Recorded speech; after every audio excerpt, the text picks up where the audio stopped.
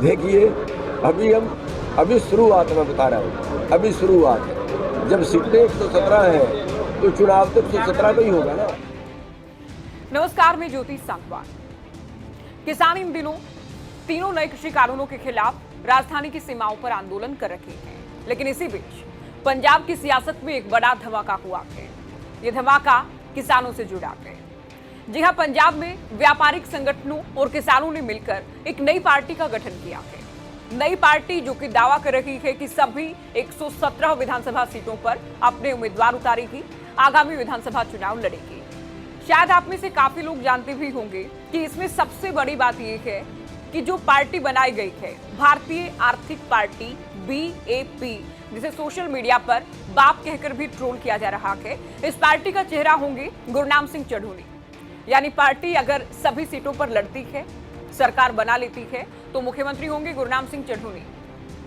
और इस फैसले के बाद, इस पार्टी की घोषणा के बाद बहुत सारे सवाल उठ रहे हैं। उन सवालों पर भी हम आएंगे, लेकिन जब पार्टी का ऐलान किया गया, पार्टी की घोषणा की गई, तो क्या कुछ इस दौरान कहा गया है, वो आप सुन लीजिए। मिशन 2022 ये है कि जो राजनीतिक पार्टियां आज तक देश को लूटने की या मौजूदा नीतियां बनाने की दोषी रही हैं, उन पार्टियों से राज छीन के नया चेहरे सामने लाएं, ईमानदार संघर्षी लोगों को राजनीति में लाएं। और जब ईमानदार और संघर्षी लोग राजनीति में आएंगे और फिर कुछ नया करके दिखाने का प्लान है, जैसे कुछ नया बदल के दिखाने का, जैसे राजनीति पहले चल रही है, हर जगह रिश्वतखोरी, हर जगह लूटपाट। अब ये व्यापारी हैं, इनको व्यापार नहीं करने देते, 10 तरह के महकमे आते हैं कागज उठा के। तो उन चीज़ों से, सारियों से छुटकारा दिला के दिखा दें।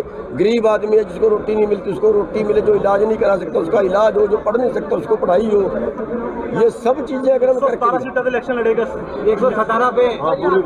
देखिए 117 पे ही लड़ेंगे।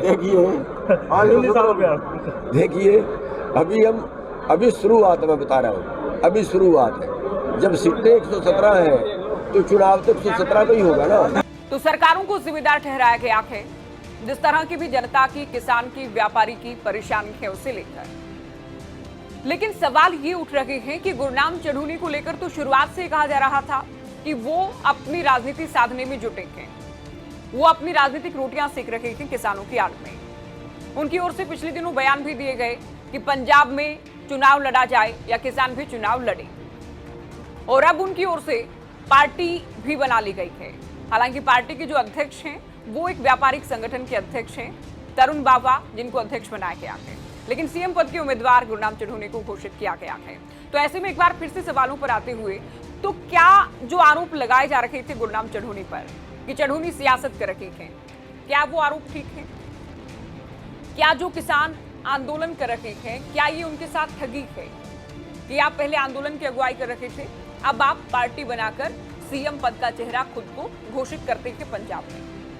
या फिर इसके दूसरे पहलू को देखा जाए कि वाकई जरूरत है कि अब किसान पार्टी भी बनाए, किसान इलेक्शन भी फाइट करें, किसान विधानसभा या फिर संसद में पहुंचे और किसान खुद के मुद्दों को खुद उठाएं, उनका समाधान ढूंढें। सवाल ये भी कि इस पार्टी के गठन के बाद, ऐलान के बाद, क्या किसान आंदोलन कमजोर होगा? किसान आंदोलन पर से लोगों का विश्वास उठेगा? जो आरोप लग रहे थे कि ये कोरी राजनीति की जा रही है, ये लोग इलेक्शन लड़ने के लिए बैठे हैं, क्या उन आरोपों को मजबूती मिलेगी? आप क्या सोचते हैं पार्टी के गठन को लेकर, ऐलान को लेकर? आपकी क्या राय है? आप कमेंट कीजिए, हमसे शेयर जरूर कीजिए।